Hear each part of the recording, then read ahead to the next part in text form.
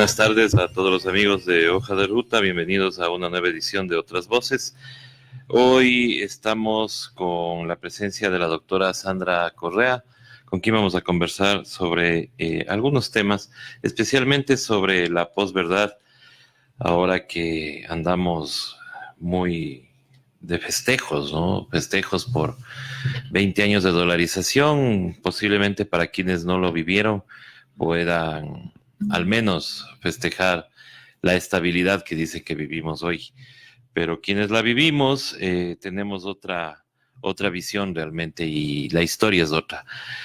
Eso por un lado, ya voy a darle paso a la doctora Sandra Correa, aclarar a nuestros amigos que nos están siguiendo que teníamos una entrevista a la 1 de la tarde con una representante vocera del colectivo de mujeres que hoy a las 4 de la tarde van a realizar un juicio simbólico a la señora ministra María Paula Romo para sacarle de todos los casos que sean de mujeres.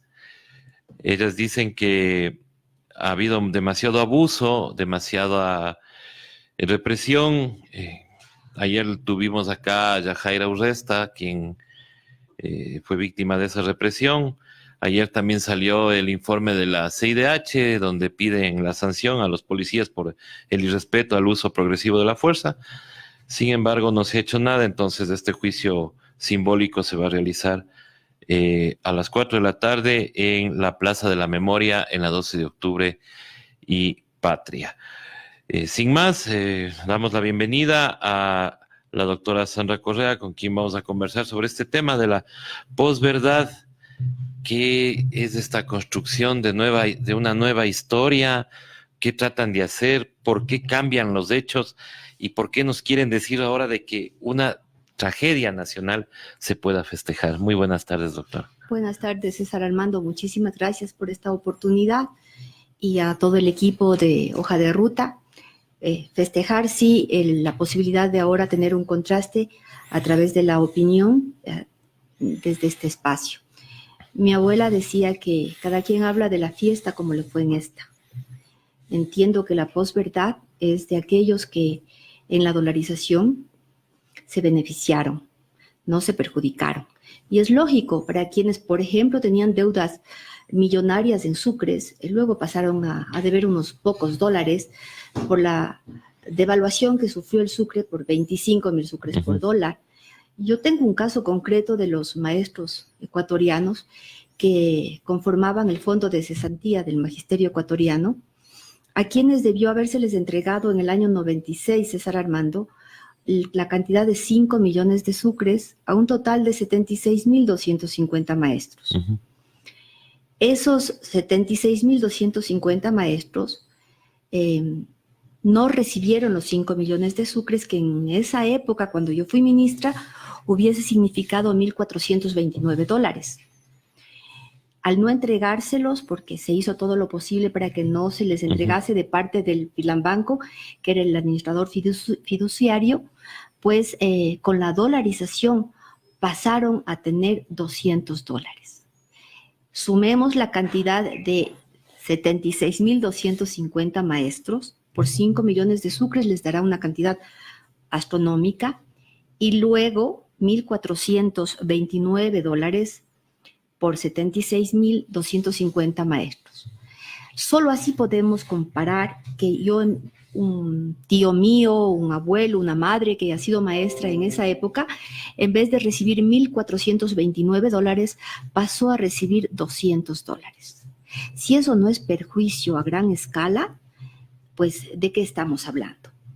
Ese es el perjuicio y lesión enorme que se ocasionó a los maestros agremiados en la Unión Nacional de Educadores en ese momento y que tenían el fondo de cesantía del magisterio ecuatoriano, cuyos fondos estaban en el Filambanco, que luego quebró.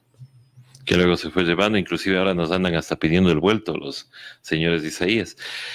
Pero, a ver, el escucharle ahora al señor expresidente Yamil Maguad hablar de que no le tocó otra, y posiblemente hasta los medios de comunicación le vuelven un héroe, un mártir de la política ecuatoriana.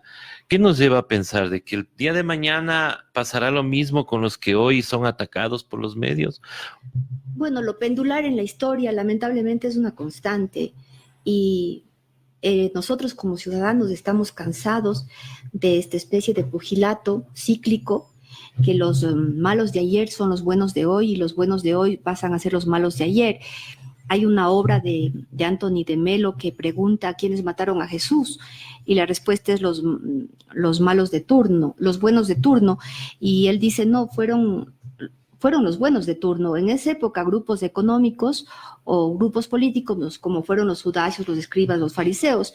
Entonces, yo considero que la dolarización y el salvataje bancario que se dieron a finales de la década de los 90 constituyeron uno de los móviles y las razones por las cuales se empezó con el golpe a Bucaram.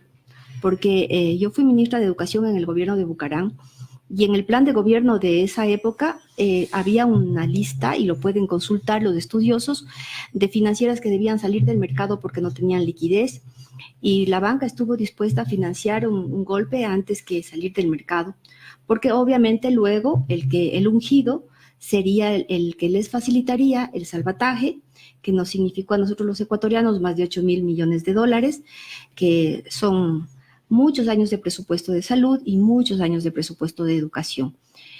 Pienso que las élites tienen a sus ungidos. El gobierno pasado sí facilitó el retorno de algunos de estos personajes, y ni siquiera por gratitud. Ahora, o por consecuencia, no hablemos de gratitud, dicen otra cosa que no sea la que favorezca a su clase. Y dentro de aquello, pues las élites económicas muchas veces sacrifican a los de su clase para luego premiarles. Y en ese aspecto sí debemos estar bien claros quién es quién.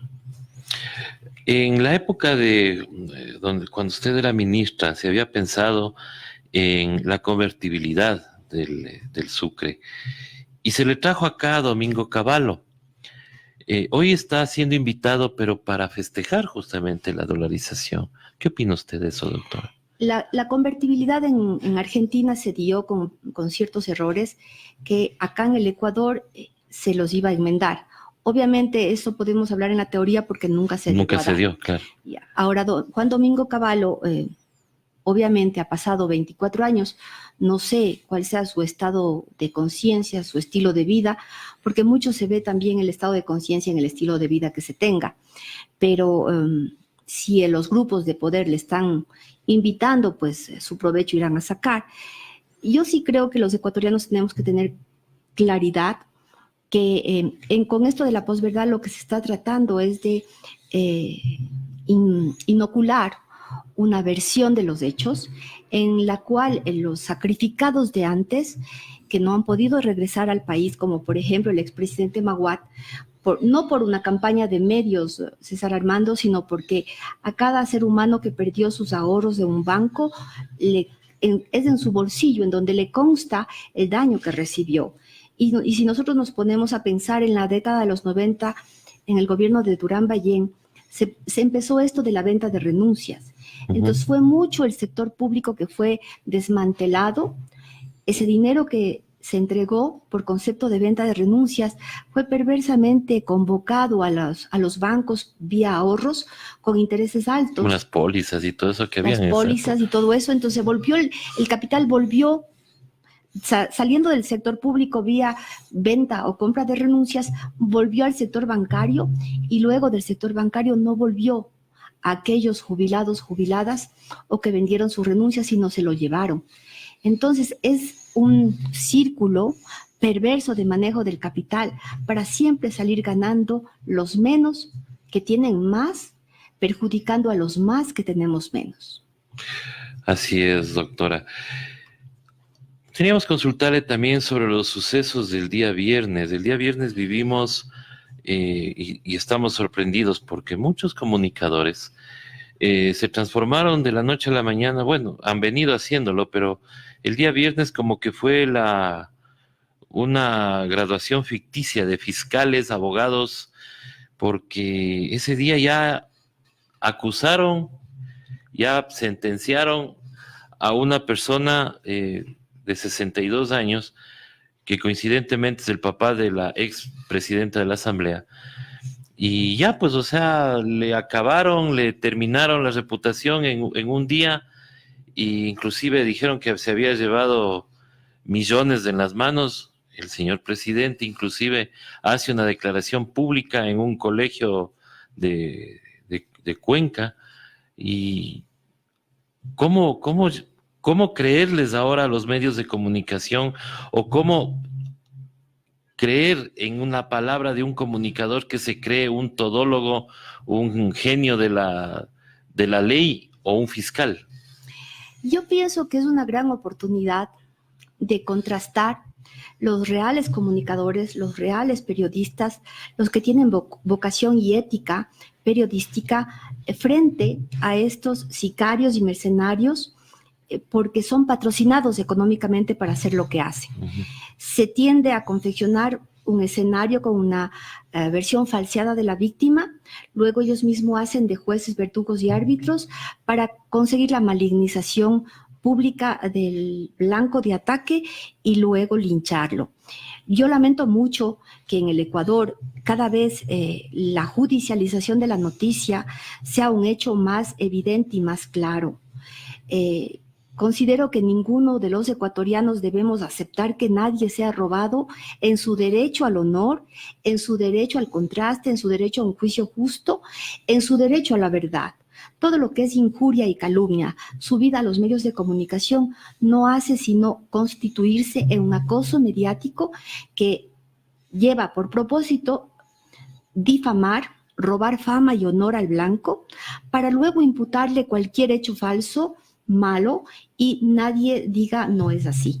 Como ciudadanos, yo sí les convoco a organizarnos para defender el Estado de derechos y justicia frente a un estado de opinión con varias camarillas regadas por radio, televisión, prensa y ciberespacio, porque somos más los que defendemos el Estado de derechos y justicia que los que defendemos el estado de opinión. Y por nuestro contraste es que se ha de ir dando cuenta la gente de lo que significa estar en un Estado de derechos, César Armando. Hoy es el padre de la expresidenta de la Asamblea, ayer fue mi madre, pasado será el padre o el abuelo de alguien. Hay muchos casos en el Ecuador en donde familias enteras han sido pisoteadas, mancilladas por intereses coyunturales de la época histórica, de determinado grupo histórico, y yo sí creo que se debe evidenciar y probar los comunicadores o periodistas que profanan el escenario donde se ejerce la vocación periodística, porque lo profanan el momento que lo hacen escenario de linchamiento, de acoso y de injuria y calumnia contra un blanco de ataque, sea una persona famosa o no sea una persona famosa. También escuchamos las declaraciones, bueno, no declaraciones, sino un Twitter de un periodista que presentó el caso Arroz Verde. Y nos sorprende una declaración porque él dice, ahora que no tienen poder, peor ahora que tenemos nosotros el sartén por el mango. Esto nos habla de que hoy ellos están en el poder, hoy se sienten con el poder para difamar, para hablar o decir cosas, o para acusar, porque la fiscalía se está haciendo eco de lo que ellos investigaron, más no de sus propias investigaciones. Yo propondría que nos replanteemos qué es poder político y qué es la política en el Ecuador. Para esa camarilla, para quienes el poder es sinónimo de abuso, de aprovechamiento de circunstancias, de uso y acomodo de privilegios, decirles que ese no es el poder, eso es la ausencia de poder. El no tener poder les hace confabularse en comparsas que van en contra de los bienes jurídicos e impersonales más valiosos de la especie humana, que se llama la dignidad humana. Porque usar la mancillación de un ser humano para obtener un propósito no es ética. Eso es ausencia total de la ética.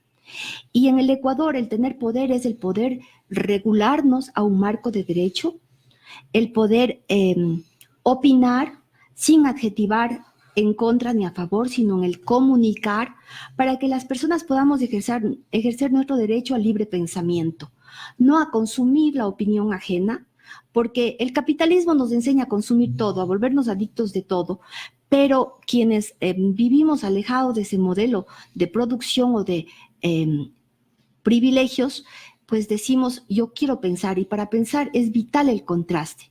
Y el contraste es algo que tiene que salir de la boca, de la pluma, que generen los periodistas y los comunicadores de verdad, los éticos de verdad, no quienes usan esa labor para irse en contra del blanco de ataque y el blanco de turno a cambio de privilegios, porque les gusta vivir de privilegios y no de derechos.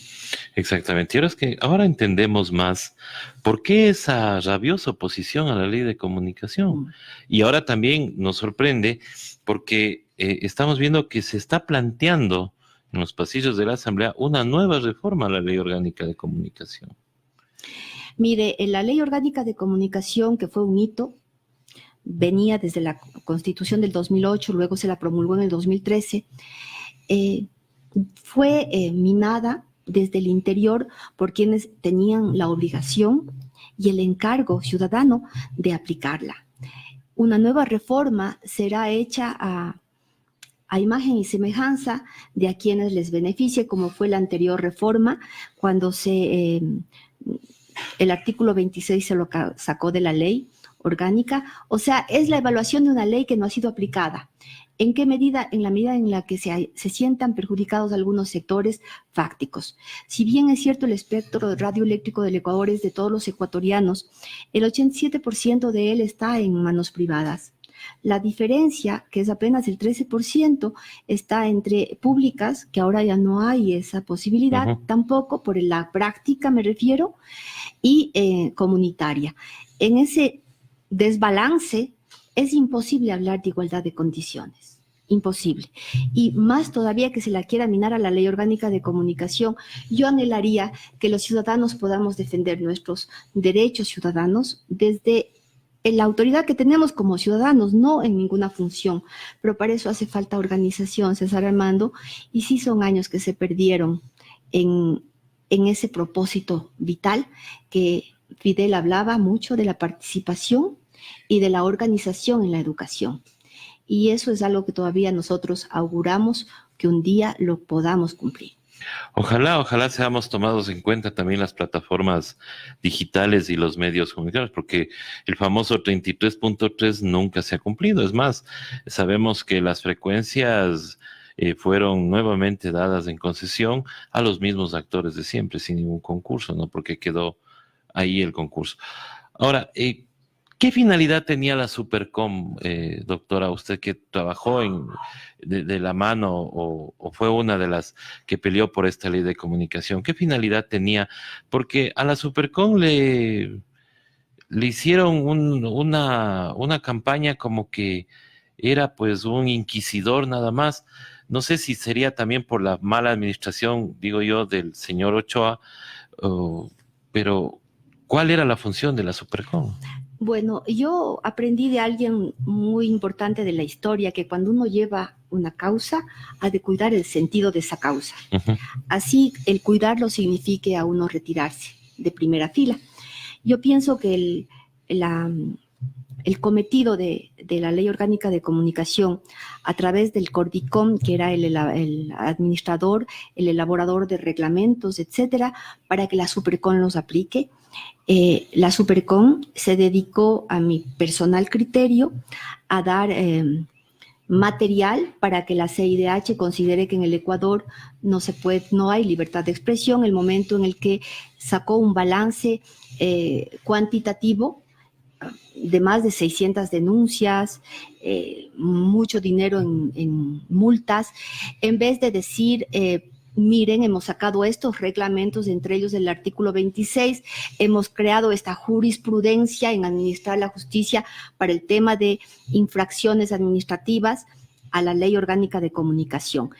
faltó visión jurídica, por supuesto, faltó visión de patria, por supuesto, y se volvió un pugilato que finalmente terminó dañando a las víctimas reales del acoso y el linchamiento mediático, que esperamos por justicia a través de la Supercom, pero nunca la recibimos, porque no estábamos en el espacio en donde se juzgaba todos los días el tema de género, el tema de contenido sexual explícito e implícito, porque se volvieron monotemáticos con las sanciones que daban, ¿no?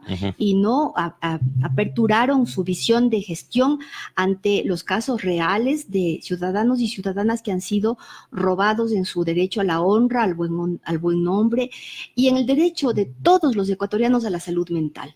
Porque el momento en el que a través de los medios de comunicación se quiere deshacerse de alguien, se afecta la salud mental de toda la población, César Armando, porque con la comunicación paradójica que llaman ustedes, con el método de aguja hipodérmica que ustedes también manejan, se va afectando la salud mental de todo el radio circundante al blanco de ataque. Y esa visión no la tuvo la Supercom, de tal suerte que dieron de comer para aquellos que vinieron luego a hablar de los defectos sin reconocer las virtudes. Sí, reconocer las virtudes, y ahora no tenemos a quién denunciar, no tenemos a quién acudir. Una de las reformas que se está pensando es que ya se retire el artículo donde habla de que la comunicación es un servicio y no un negocio, como algunos lo tratan. ¿Por qué es un servicio público la comunicación, o por qué se tiene ese concepto? Primero, porque está en la Constitución de la República como un servicio, porque lo consumimos o lo tenemos toda la población ecuatoriana, y está sujeto al espectro radioeléctrico como el servicio de luz, como el servicio de agua. ¿Por qué hay la dicotomía que no es un servicio sino un derecho? Porque ahí viene precisamente la raíz del enfoque. Al ser la comunicación un servicio, tiene que ser tutelado por el Estado. Y al ser un derecho, debiendo ser tutelado por un Estado, también se lo saca de la protección a través de la Ley Orgánica de Comunicación, que es específica para la promoción y protección de derechos que provengan de la sociedad de la información y el conocimiento, en donde el derecho a la información y el derecho a la comunicación son vitales, porque de acuerdo a cada era hay derechos más preponderantes que otros. Entonces, es un derecho, pero fundamentalmente es un principio, un servicio, porque todos los ecuatorianos tenemos la tutela directa del Estado para que nuestro derecho a la información y a la comunicación, que se lo hace a través del espectro radioeléctrico, sea protegida, en que no seamos utilizados como un medio, o sea, enfermarnos como un medio para un fin, sino en ser tutelados como un medio para un fin, que es tutelarnos en sí a los seres humanos en nuestro derecho a la integridad mental.